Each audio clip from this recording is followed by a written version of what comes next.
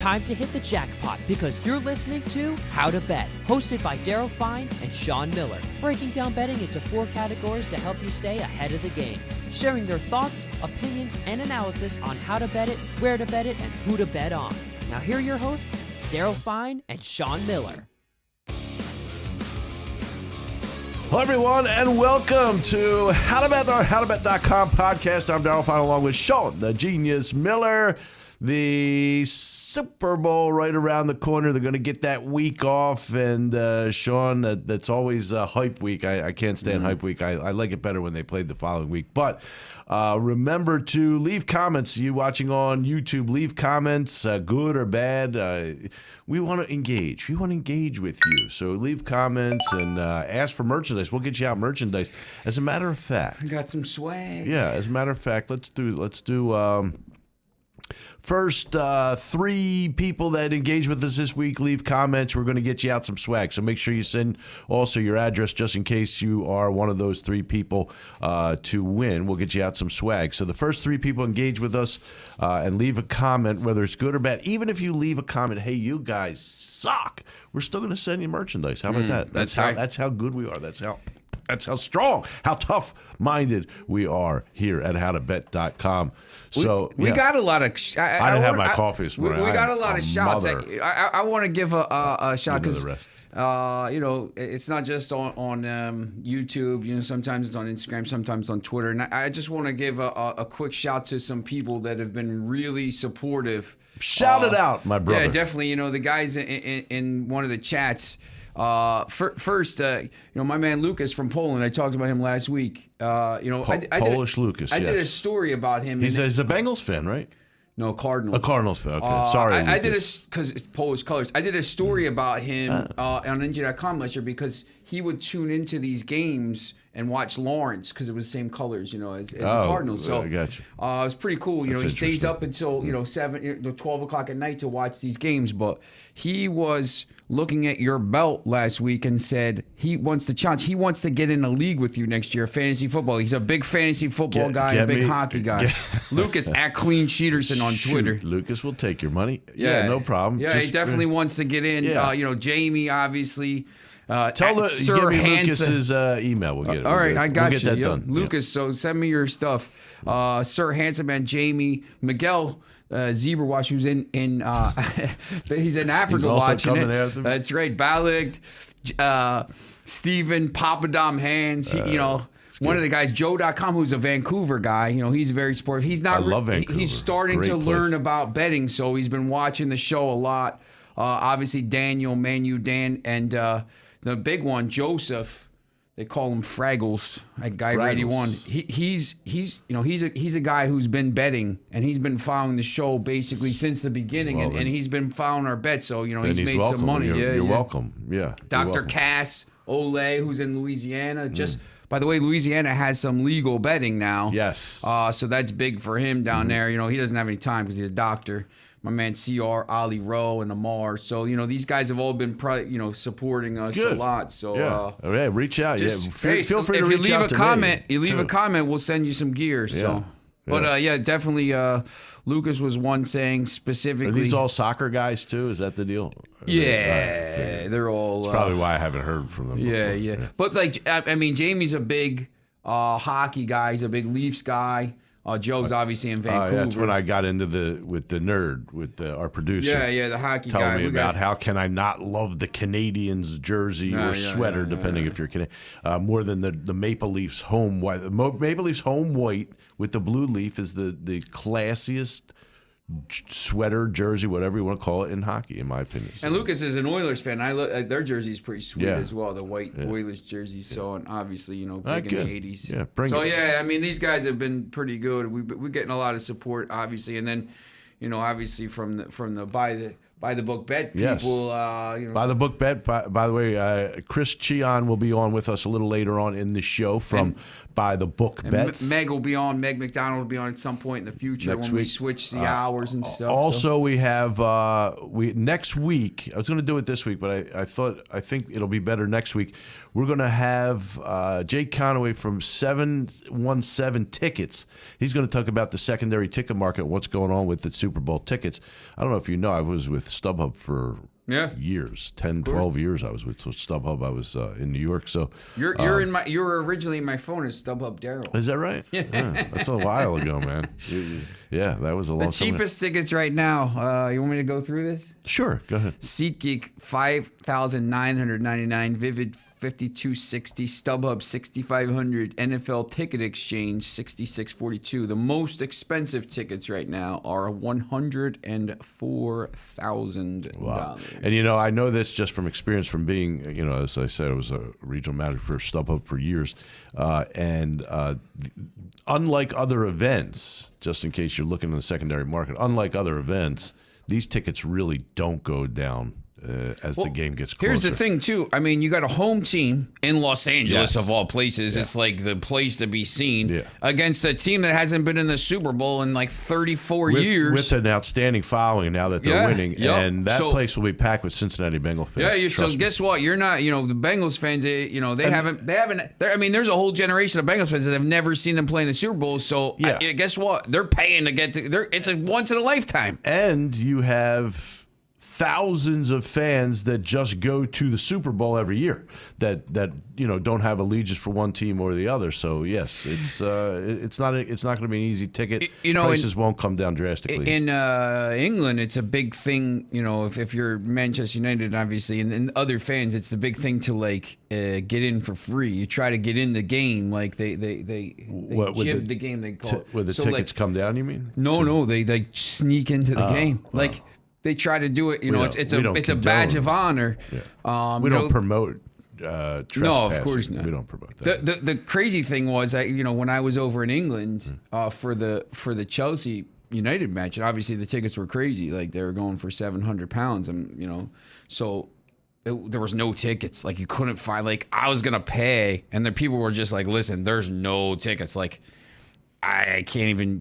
Someone said £600, and I was like, "There's." Well, they had the break off of StubHub was Viva Go-Go Via Go-Go. Via Go-Go. Yeah. So there's just no. I mean, but there's people outside selling them. Like they're like, "Listen, go here and get tickets." And there was like, "Listen, there's no tickets. Like there's nothing." So like there was a picture of the guys. They climbed up on the roof of the hotel that's next to it and watched it from the roof, and it was like they videoed, and I was like, man, these guys. But it's part of a thing, but it's hard, obviously with the Super Bowl, it's a little bit crazy. Yeah. So well, anyway, leave comments to us, good or bad, and we'll get you out merchandise.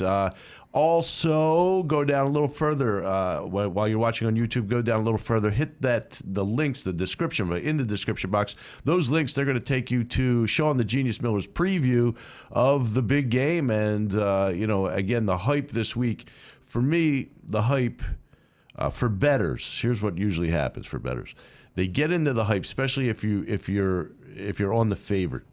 You can get talked in this 2-week period. You can get talked into switching your bet and usually going with the underdog with all the hype. When this hype gets in, you got to weed out the hype and just still continue to go with what you think is the right way to go. That's what I have this phenomenon happen when I go. When I used to go to like Parks Casino, which now I live right next to. Parks Casino in Philadelphia. Well, for the racetrack. Yeah. It's a horse racing track, right? Before it was a casino, it was a racing track. So, it would be like Tom Dolan, Fred York, Bro, Eckel, Chuck Gamble, Luca. Like there was a whole group of people, and then I was in that crowd every once in a while. Yeah. But same thing. Like So you go Kentucky like Derby. Yeah. You'd show up and like.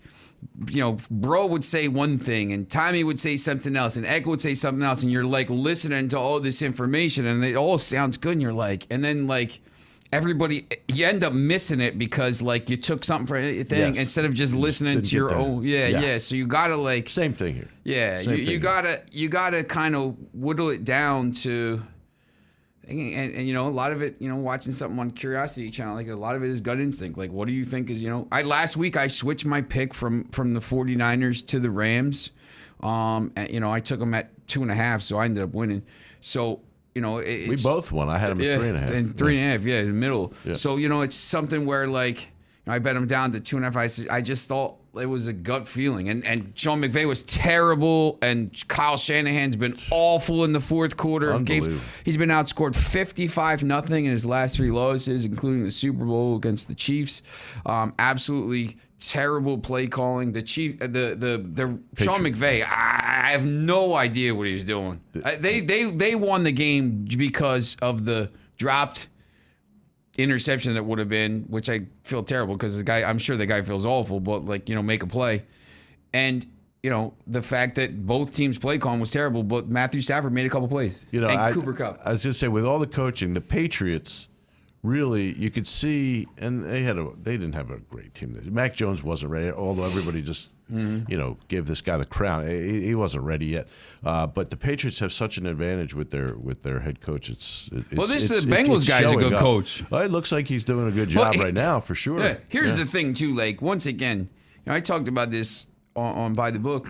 This guy, Burrow's a winner. Oh, yeah. You know, Jamar Chase is a winner. You know, like, these guys are winners. When Lawrence got drafted number 1 by Jacksonville, I was saying, this guy, I think he will be a very good quarterback, and I still do. But don't forget the guy that drafted the year before. He's a better quarterback. He didn't get the same pub that Lawrence got. Joe Burrow's the better quarterback, and of course he got hurt, and then you know, this year he's just showing what he's got. And yes, he is a winner. You're right. He is a winner.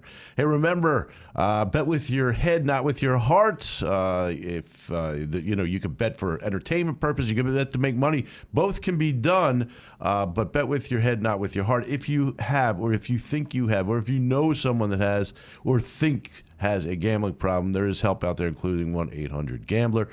We appreciate everybody watching us and listening to us because there's a ton of options out there in the podcast world. So we appreciate you tuning in to us.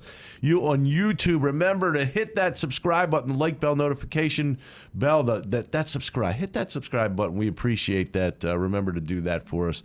Again, everything, no charge. It's just, you're just subscribed to this show. There is no charge for this ever. That's right. And I know that if you tuned into us the whole year or half the season, you made money. You should have made a lot of money. Last week too. You know, the under the Rams. You know, as you said that, you know, we do this show once a week.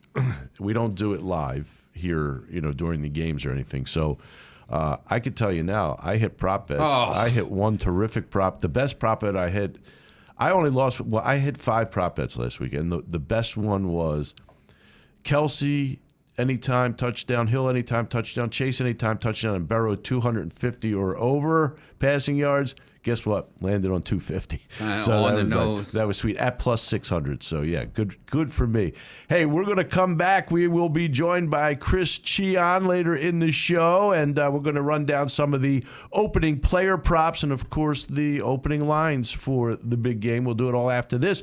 You're watching and listening to How to Bet at howtobet.com. Let's go. Welcome back to How to Bet, hosted by Daryl Fine and Sean Miller, giving their thoughts, opinions, and analysis on how to bet, where to bet, and who to bet on. Hello, everyone, and welcome to How to Bet, the howtobet.com podcast. I'm Daryl Fine along with Sean, the genius Miller. And Sean, it is that break between the Super Bowl. Are you for the break between the Super Bowl? Would you rather?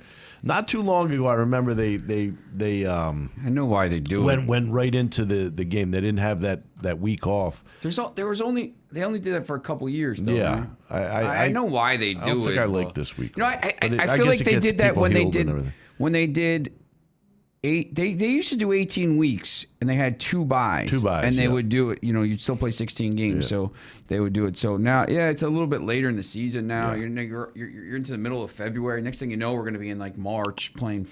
You know. Yeah. the Super Bowl, and then the USFL starting. Yeah. That's By what the they way, want. football is going to end, but not, howtobet.com will not. We still have basketball. March Madness is coming. USFL. We have soccer, NBA, NHL. We have it all, and I've been red hot in college hoops. You got to get righty. You got to get Jay Wright and This is a true story. some of these other guys. Who's the other guy? Vince Papale. You got to get him on too. We worked for the Philadelphia Stars. We were all youngsters. Vince was older, but we were young. We were young guys. It was me, Jay Wright, Vince Papale, and Jay Wright, the Villanova head coach. Yeah, he worked for the Philadelphia Stars. As a matter of fact, I could say this. It's true. So I can say he met his wife. She was the cheerleading coach for the Philadelphia Stars. Jay Patty. So and we had it, and the Stars had a hell of a team. But anyway, 2 titles and 1 loss in the final. yeah, we worked there. We had really good times. USFL was. I was young. We were Dude, young. let me tell you something. I was young, too. I remember watching the USFL because I was like 9, 10, 11 years old, and it was in the spring. I just remember because it was the Generals from Jersey and the Stars, and I have a Philadelphia Stars hat. Maybe I'll wear it next week.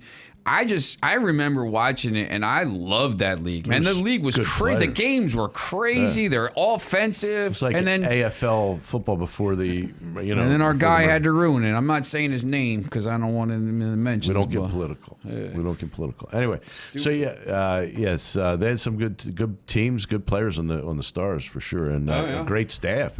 Carl Peterson was the GM. Mora was good, really good. Anyway, so yes, so there's more for us to do. Don't think that we stop after football. UEFA Champions League. Yeah, that.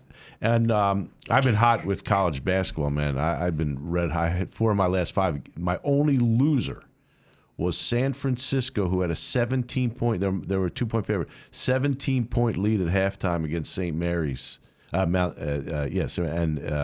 And they wound up losing the game by 2. That was my only loss in my last 5 college basketball games. So there you have it. Anyway, let's take a look at some of the opening props. Now, these lines will change, but this is the opening player props. And I think there's some value here. Now, I will admit I probably got lucky with Burrow at the 250 passing yards last week, but to me, I thought he would easily go over because that was part of a player prop bet. Individually, he was at 280, so he went under the total there. As we discussed with Neri Rodriguez the week before, we both thought he would go over that 280. But so you have Stafford now 280 and a half. This is passing yards. 280 and a half. Burrow 265 and a half. And again, to me, I think they're both going to go over. Yeah, I think you got to take the over on both of those. Now the line, these numbers will probably change, but I don't think they'll change drastically. So it's interesting. Burrow just 265 and a half against this Rams team, who will present a little bit of a problem. And then you have, I guess you're going to see a lot of the hype. It'll be Ramsey guarding Jamar Chase, so that will be interesting as well. Yeah, I mean, Chase, the best players in the league, by the way. Chase, by the way, is 80 and a half. His receiving yards, 80 He's and a half. so good, man. Yeah. But now with Ramsey on him, would you take Chase 80 and a half over or under? That's a tough number, right? The Vegas knows what they're doing. It's not like they just throw these things together. Over. It's not like they just rate they think about this. Probably take the over. How about this one? I'm just Caesars because Caesars, our guy's yes, coming on. Caesars. Joe Burrow over or under 1.5 touchdowns. Yeah, they're both. Stafford and Burrow both 1.5 touchdowns. Burrow's minus 136. Stafford minus 191. I'm going over. I got to be honest though, like I can't. I'm going over. I think the Bengals will score some. You can't bet one. You can't. Do you bet 191 by itself, or you have to put it in a parlay? I don't bet 191 by you itself. You can't. Like I mean, no. This is. As we talk about how to bet stuff, I'm going to give you a little bit of, I don't know, my advice. Like, this comes, I usually bet soccer. So, if I see, like, Chelsea's minus 190, I can't take them. Like, I can't lay. The guy on our Bettors Insider will lay, like, minus 225 on these basketball games. I'm like, man, I can't. If you lose the game, you're getting killed. Yeah, it's not enough value. When we get into baseball, I mean, you're going to see some. you're going to see Scherzer, when he pitches minus numbers, you're taking a big risk. You can't bet those games. I usually lay off it, but there's guys that do bet those games. Well, the only thing you can do is take that game and bet it with another heavy favorite. Like what I'll do, I think I've talked about this before in the show, is I'll take, especially like with the Champions League or something where you have these teams that match up. And because when you're betting like in the NFL, like sometimes this year happened with these bad teams, when the bad teams are playing the good teams, and you can take like 4 minus 500 favorites and you hope they all win. But it's tough because all 4 of them have to win, and there were so many upsets. Difficult. But you just take, minus 300 and minus 250 and minus whatever, and you end up with a plus 150 parlay and just hope all 3 teams win. But, there's going to be weeks when they don't. I mean, you see with our parlays, it doesn't happen all the time. When they do, you make a lot of money. So, you end up over the season, but, there's going to be some weeks that you got to take losses. I think that's the other thing, too. If you're a bettor, you have to understand that there's going to be weeks that you're going to take losses, and you can't get all crazy about that. You're not going to win every week. Yeah, you got to are. look at it over the course of the whole season and say, listen, over the season, Although, genius, I think we only had one losing week, and that was the week where all the underdogs won. Yeah, over the course, like I've had some bad, like the divisional round, I wasn't good, but. Like the week before, I was 5-1. Like over the course of the season, we're way up. Yes, but there's been 2 or 3 weeks where we've gotten absolutely crushed, and you just can't you can't get despondent about that because you get crushed that week. You got to just say, you know what, it was a bad week, but for the last 3 weeks we won. So, you just have to kind of be. Slow and steady wins the race kind of guy. Yeah, it's not. Yeah, that is exactly right. You do have to be. Slow. You got to try to nickel and dime, as they say.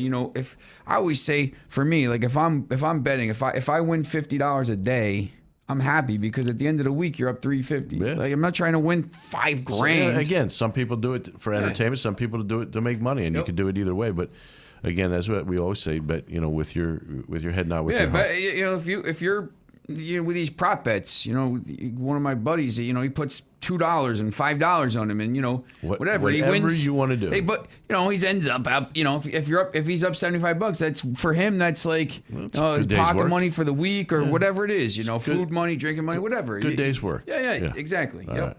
On the ground, Cam Akers 60.5 opening line prop bet. Cam Akers 60.5 rushing yards. Joe Mixon 55.5 rushing yards. LA was bound. I give it one thing McVay did well. I thought was, or at least the offensive, scheme.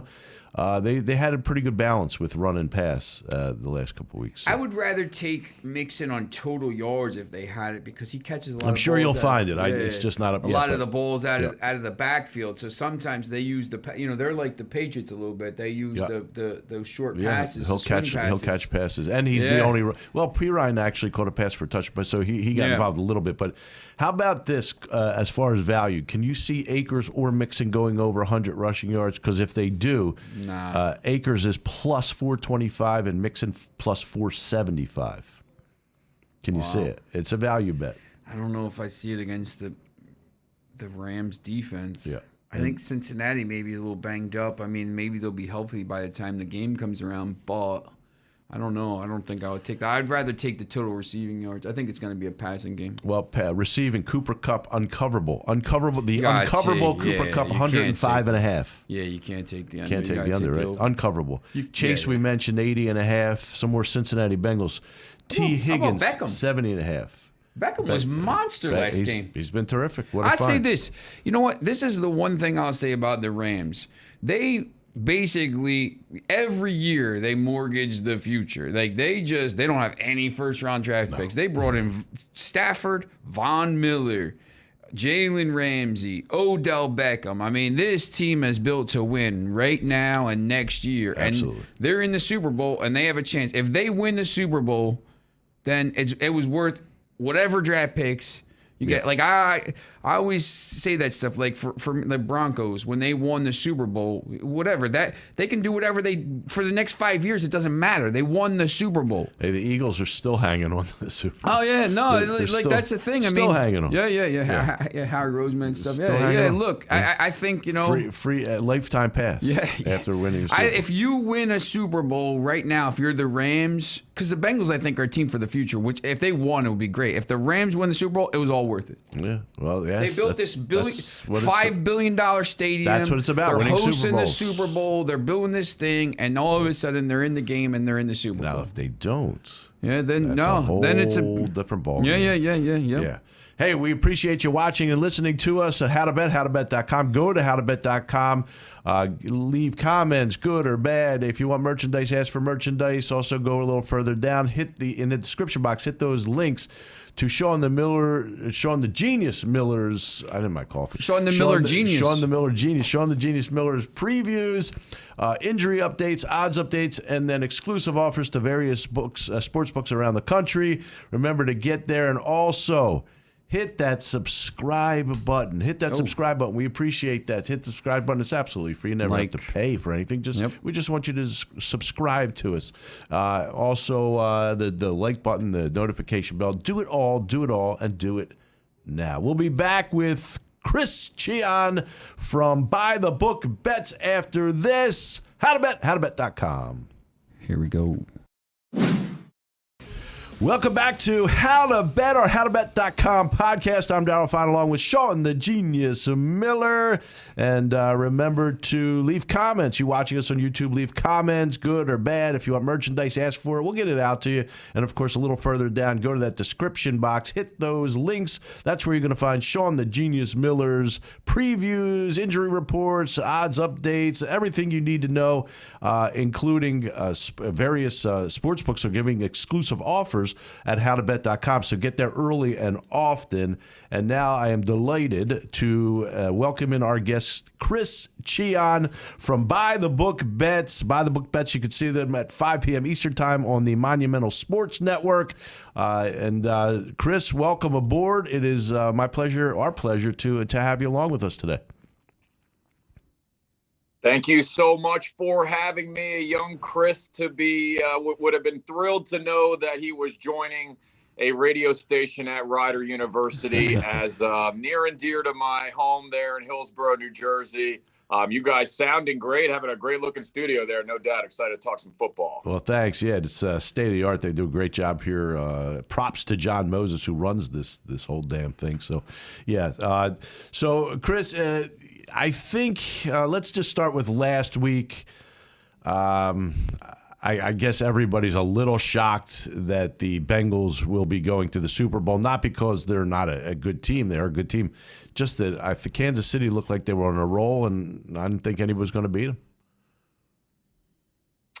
Yeah, it's one of the things about gambling and handicapping that's difficult, right? In the National Football League specifically, when we're talking about like college basketball on a nightly basis or NHL, you don't have so much time to think, right? And that's kind of what ended up happening, at least with me. Initially, it was Joe Burrow. I don't want to bet against this guy. He's outstanding already in such a young age, has the chance to be the Heisman Trophy winner, national championship winner, and Super Bowl winner in the span of, 2-3 years? So it's like he's outstanding. But the more I was thinking about it, that Chiefs defensive line with Frank Clark and Chris Jones and how they played better on the back end, and Tyrann Mathieu was going to play after the concussion, and the Chiefs offense was doing a better job of protecting as well. And you start to think, why were they 7-point favorites despite the fact that the Bengals beat them during the regular season?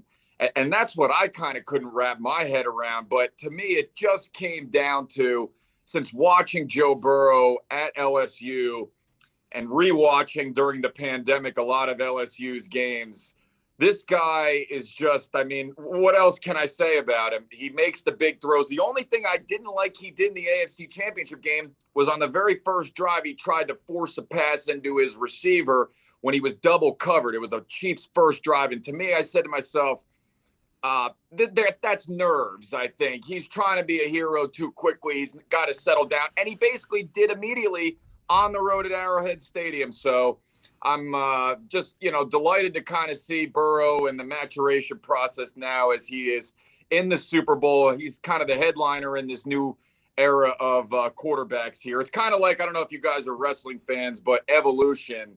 You've got Patrick Mahomes as the Triple H. You've got the Randy Orton, if you will, is Joe Burrow, the young one there, and then the Ric Flair being Tom Brady. We'll see if Tom Brady ends up sticking around. I'm older than you, so I would go from George the Animal Steel, Chief Jay Strongbow to Tanaka and Fuji. And you probably don't even know anything anybody what I just mentioned, but that's I'm a lot older than you. But yes, I get it. Tanaka and Fuji, I do. The best tag team in the history. Go ahead, Sean. I'm sorry. Obviously, this sports betting now has just become live betting and betting during the game. When the Chiefs got stopped right at halftime, trying to, instead of kicking the field goal, I mean, was there any thought from you to kind of say, you know what, that was a huge play. Maybe I'm going to see if I can live bet. See what the first play is or first drive is in the second half and maybe give a little bit of momentum for the Bengals. Is that something that you look at live betting during the games? Oh, of course, Sean. I just wish I was in the Garden State while I could, as Maryland does not have the mobile app yet. So, unfortunately, that was not an option for me. But Sean, could not agree with you more. That was basically the biggest play up until the very end of the game. The fact that I was sitting to myself, they've got 5 seconds left here. If they are going to run a play, it's got to be a snap, throw to the end zone. Yeah. Mahomes basically thought to himself, I've got Tyreek Hill, low center of gravity, fastest player, one of them in the NFL. He will be able to get around the Cincinnati defensive backs and make a play. It was arrogant, in my opinion, and it didn't pay off. Take the points there. You could even see the Chiefs have a double-digit lead going into halftime. And the mood of them running through the tunnel, you could see it on the television screen. They did not look like they were a team up double digits, and it showed in the second half. And the Bengals made those defensive adjustments as well, dropping a lot more guys into coverage, especially at the very end of the game, right when they had 8 in coverage, sent the one guy late and said, Mahomes, you're not going to beat us here. We're going to have a lot of guys covering these great pass catchers. So, yeah, I wish I could have live bet that one, Sean. But until we get the mobile app going here, which, I thought was going to be by now in Maryland. You know how these things go with politicians and the books and all of that. Yeah. So when it comes about, yes, for next football season, I would love to live attack situations like that. Speaking of arrogance, before we get on to the next game and then the Super Bowl, the Chiefs were so arrogant at the end of regulation, and Romo bought into it. I couldn't believe what he was saying. Maybe if you score a touchdown there, and you should score a touchdown there as soon as you can score a touchdown there, and the extra point, you're up 4. The other team needs to go score a touchdown, not a field goal. They have to score a touchdown to beat you. And Romo said, well, maybe you should kneel down at the 1 before you bring it in. They were so confident, so arrogant that they were going to score a touchdown that it actually cost them. They were very slow. They were very methodical. Not the way to go. They should have tried to get the touchdown as soon as they could with, you're talking 3 minutes. Again, you force the team, and I can't believe Romo bought into it. You force the other team to go the distance and score a touchdown. Instead, they have to settle for the field goal because they didn't get it, and then the tie game, and then the overtime. I just couldn't believe it. My opinion, that's my opinion. I couldn't believe Romo was actually saying, you maybe go down on a knee at the 1 and then try to score it's ridiculous. Yeah, I was seeing the opinions of some on Twitter suggesting that the Bengals let them score, and I'm thinking to myself, as you just mentioned, you've got to go score a touchdown. This isn't just a field goal tying thing here. You're not letting them score. And isn't it the hardest to play offense? I know it's the Chiefs, one of the best offenses in the National Football League, but it's harder to operate an offense when you're inside that 10-15. You have less space to work with. So to me, letting them score a touchdown when people were suggesting that, I was losing my mind. Yeah, it didn't make sense to me at all. And all right, so let's flip to the other game. I had San Francisco early in the week. I took them at +3.5, and then I did take them on the money line. So I kind of washed there. But I thought San Francisco would beat them again. I'm still not sold on the Rams. I don't know what's wrong with me. I'm still not sold on the Rams. But so I can already tell you, I quickly took Cincinnati on the money line at a good plus number.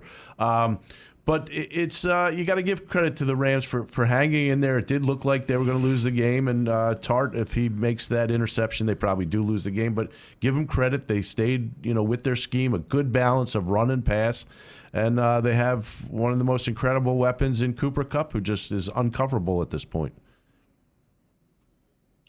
Yeah, he really is. 2 touchdowns. If you got in on that prop plus money at many of the books. I was not on that one personally. I liked the Tyler Higbee props. He ended up getting hurt. And I'm seeing reports now that injury not as bad as expected. So, I mean, he's an integral part of that offense. But, guys like Kendall Blanton were stepping up here. And when you're looking at this Rams team, I think they know at this point, I mean, they want to. It's just like the 49ers tried to run the football kind of unsuccessfully. It's just like the Bengals tried to do with Joe Mixon. How about all the people on social media getting all upset. Why the Bengals keep trying to run and then setting up 2nd and 9. And it's establishing, as Brandon Staley said, that physicality. Sometimes you have to do that. You have to make the defense respected. So McVay is going to still try and run. That's how everybody has these questions. How does Cooper Kupp end up so open? Well, he's got to pound Michelle, and he's got to pound whoever the running back ends up being. It's not my guy Jake Funk out of University of Maryland, but I mean, it looks like it'll be Akers. I mean, yeah. I wouldn't want to keep running Cam Akers. He makes me nervous. He reminds me of Matt Jones with Washington like 10 years ago. Had this explosive ability, but you just never knew when he was going to fumble. So when I'm looking at this Rams team here, they could. I was saying this on my show yesterday. I was on the 49ers too. I hit my one boy up who was heading up to Delaware Park, and I was like, look, can you get me a ticket on Rams -1.5? Because I just had this feeling with all of their pass rushers here and that line, 49ers, 6 wins in a row over the Rams, yet they're getting 3.5 points when we knew there was no home field advantage. That just kind of seemed weird to me all week. So I honestly, when it came down to it, I think the Rams ended up the right side, even though I won with the 49ers. The Rams multiple times, I mean, Stafford throwing the pick in the end zone, the bad call on the screen pass to Michelle towards the end of the game there that McVay admitted as much was a bad play call. I mean, they could have won by more. I was happy to have been profiting on this game, but I think the Rams are better than even what they showed against 49ers. Yeah. I think the Rams have so much talent. I mean, they brought all these players in. They brought Stafford in. They brought Von Miller in.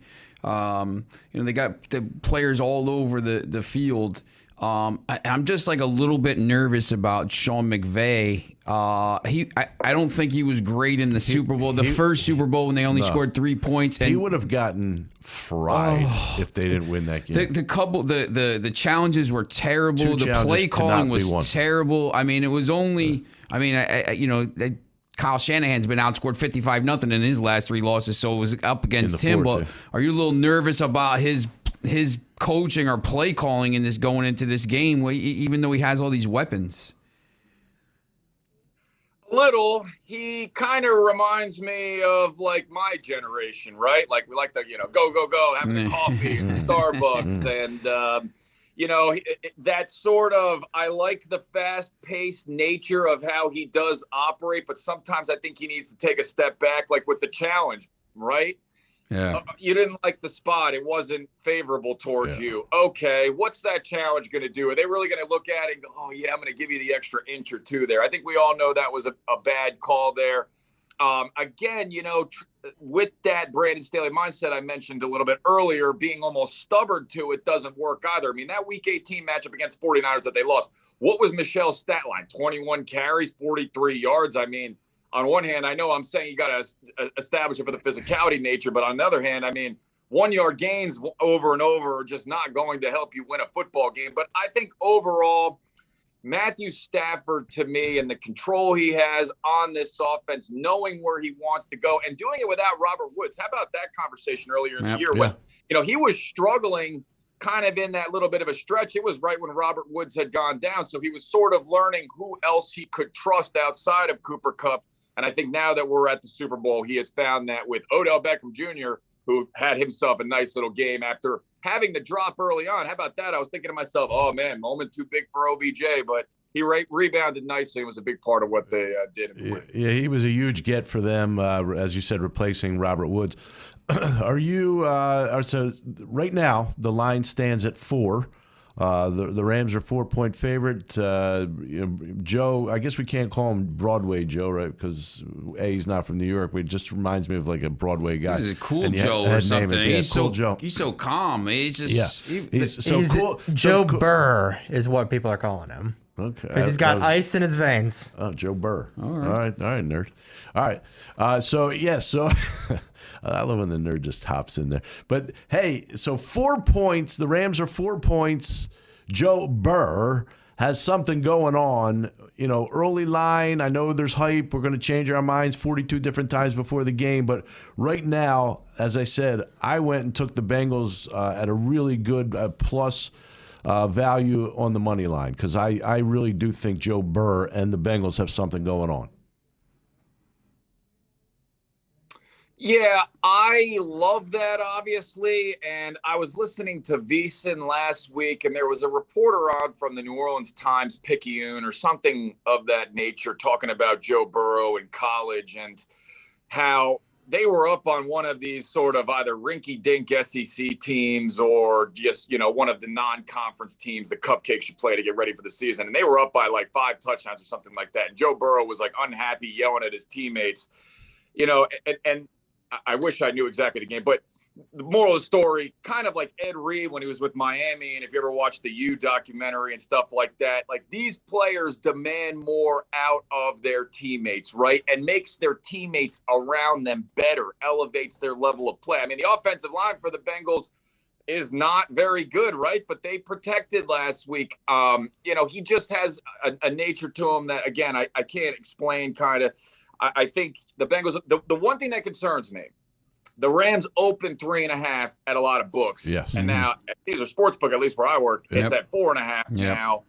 That early steam I was reading about some trends tends to favor the team that, is not getting the favorable line, getting steamed up.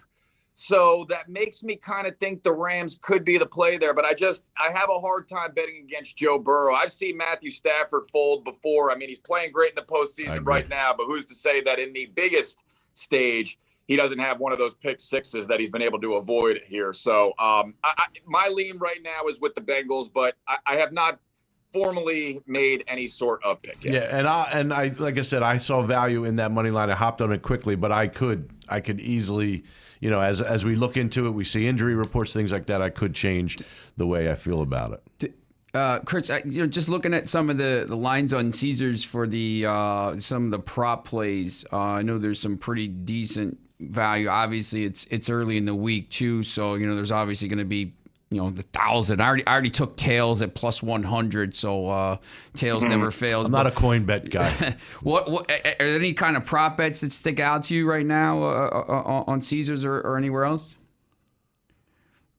As far as any of the numbers that I've looked at so far, no, not really. But the props that I personally like to play, passing yards, for example, last week, Burrow and Mahomes. And I didn't even actually play it just because it was so hard for me to fathom betting against Joe Burrow or Patrick Mahomes and their passing yards prop. But I kind of simply take their average passing yards per game and then formulate it with their most recent 3-game stretch and kind of come up with my own number. And, when you involve math and stuff like that and not just go look at a number and say, over. And I'm not, Sean the genius here with algorithms and whatnot. But, sometimes looking at the numbers, looking at target share, looking at things like receptions and receiving yards, like Tyreek Hill getting over. I mean, and thinking also, too, about how you see the game going, right? How do you see this Rams offense functioning? We've seen their run game not be very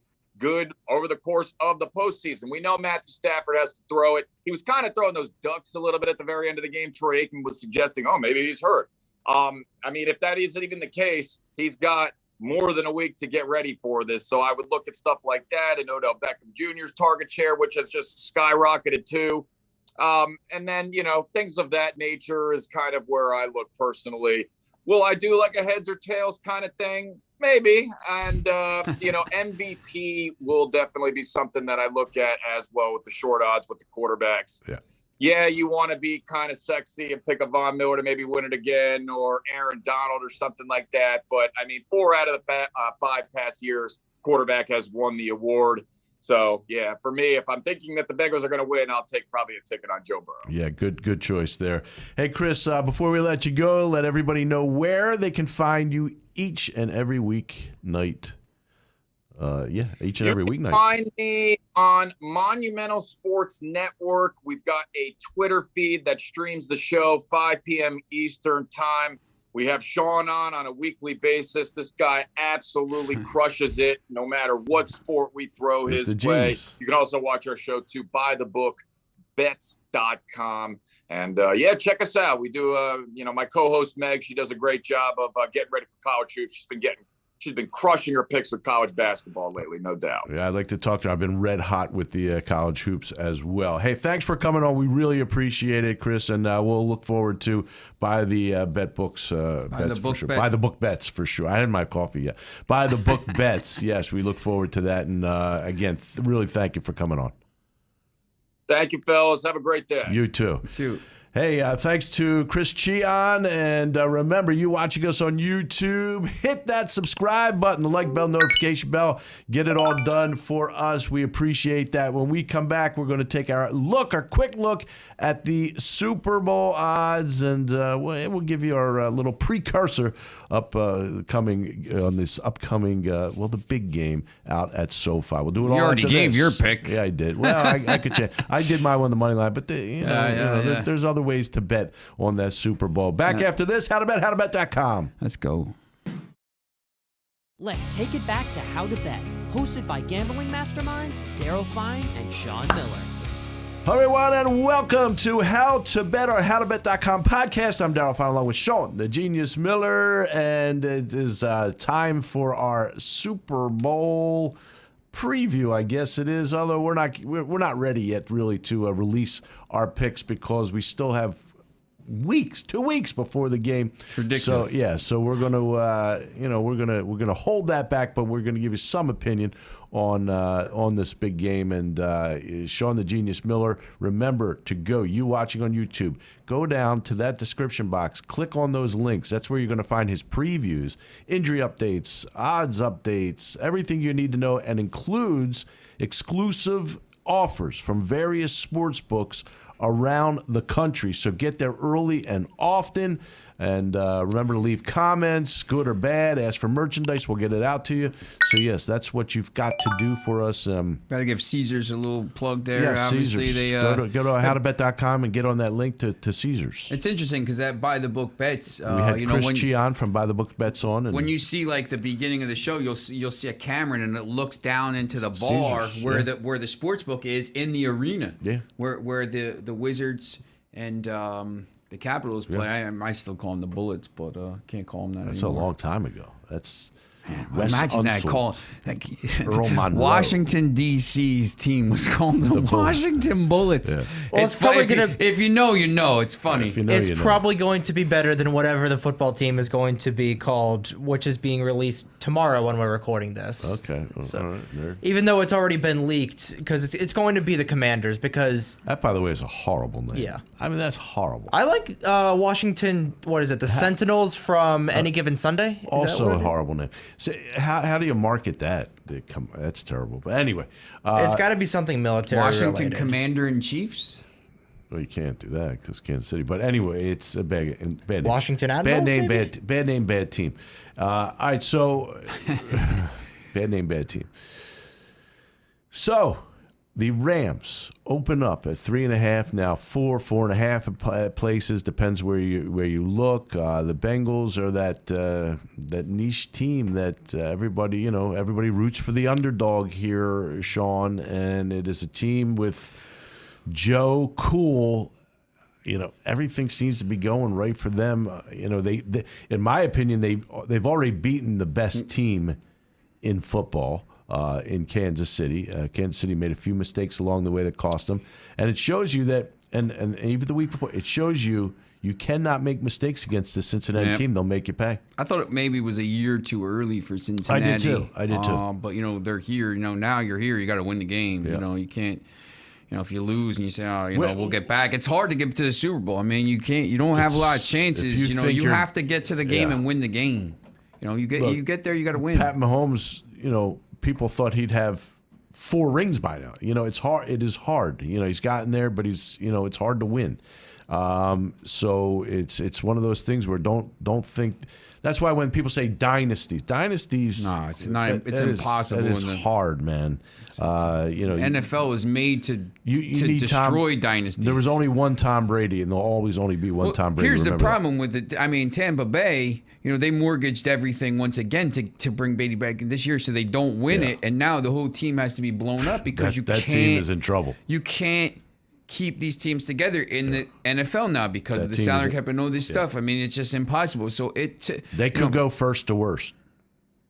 I mean, they're not only going to lose their quota. I mean, they're going to lose a lot of players. Yeah, because Gronkowski leaves. I mean, but Same that's the with Green Bay. thing. But once again, if you're a Tampa Bay fan, you won a Super Bowl at home. And you can't. You've only won that for a long time. You've only won 2. They were the worst team in the NFL for so long. They won the Super Bowl. And the pewter and those old school jerseys, under Gruden, and then they win this one, and you only get one out of it, but if you win a Super Bowl, it's worth it. It doesn't matter. It's worth it. If you go back and you're bad for once again as a Broncos fan. The Broncos stink. They're really close, though. The Broncos, with the defense, they get Aaron Rodgers and Devontae Adams. Maybe we're back. Could happen. But you win the Super Bowl. You're the Super Bowl champs. It doesn't matter. Yeah. Well, now the Bengals have this thing going on, and Stafford, can he be trusted? This is going to be all the hype for the next couple of weeks, and I really do believe that it's going to come down to can anybody cover Cooper Kupp. It's now kind of a dynamic duo with Kupp and Beckham, but Kupp is really the guy. Can they figure out a way to at least contain this guy? Here's the thing, too, I think.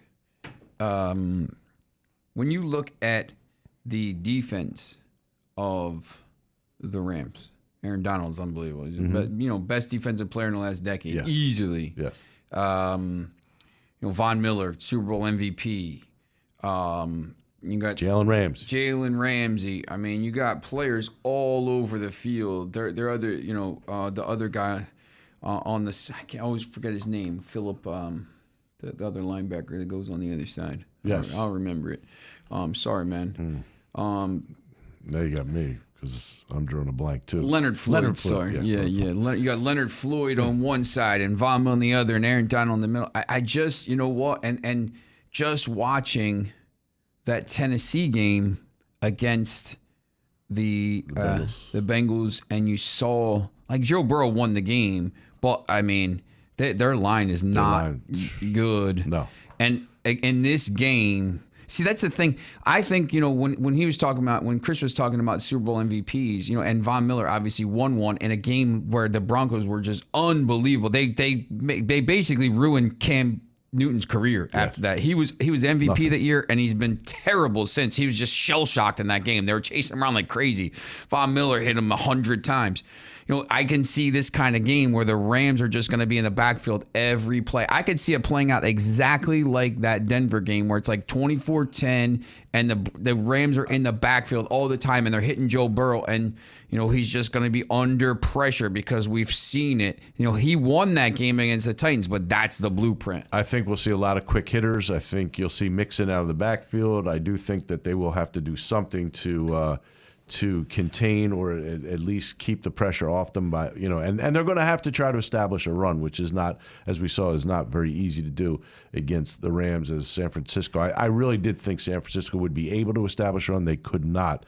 And that was a killer for them in that game. That being said, though, I mean, honestly, the 49ers should have won that game. I mean, Yes. the Rams shouldn't even be in this game. They just about won. They once again, Sean McVay. I mean, they did everything to lose the game against a team that was trying to do everything to lose the game as well. So they're here though. Now you're here, and now you got 2 weeks to plan for it. So does the 4.5 surprise you at all? Or did you think it was going to be more or less?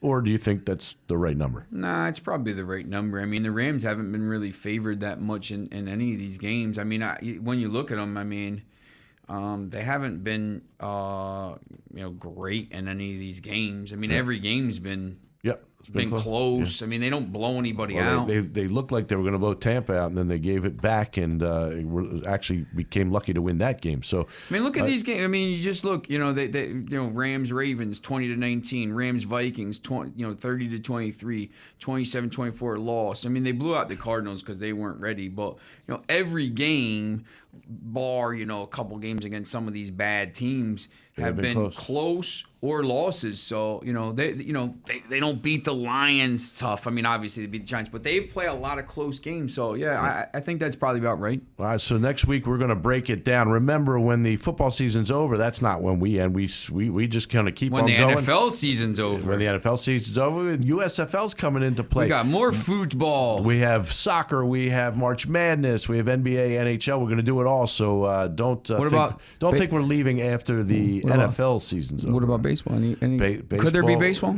There will be baseball, and we'll have baseball when the weather gets a little warmer here. And we will do that as well. We want to thank everybody for listening and watching us. You're watching us on YouTube. Remember to hit that subscribe button. Hit it. It's free, totally free. You never have to pay anything. We just want you to subscribe to us. Remember to go to howtobet.com. Go to that description box. Hit the links to Sean the Genius Miller's previews, updated injury reports, odds, exclusive offers to various sports books around the country. Do it all. Do it early. Do it often. We're going to come back next week. We're going to break this thing down. We're going to break it down thoroughly. We'll have prop bets, we'll have game bets, and of course we'll give you the winner and the over-under of this big Super Bowl at SoFi. We will do it next week. We will see you. I want to thank Trey Wright, Drew Jacobacci, I do that all the time, Jacobacci, Kaylee Ettinger, Laura Nance, Carter Zajac, and Emily Catt. They're the ones that keep us on the air, keep us going, so we want to thank them. He's Sean the Genius Miller. I'm Daryl Fine. We'll see you next week. Go to howtobet.com. See you. Thank you for listening to How to Bet, hosted by Daryl Fine and Sean Miller. For more information about betting guides, online gambling, betting odds, including NFL betting lines and odds, go to howtobet.com. Watch all How to Bet podcasts on YouTube. And to access all How to Bet podcasts, go to 1077thebronx.com/howtobet.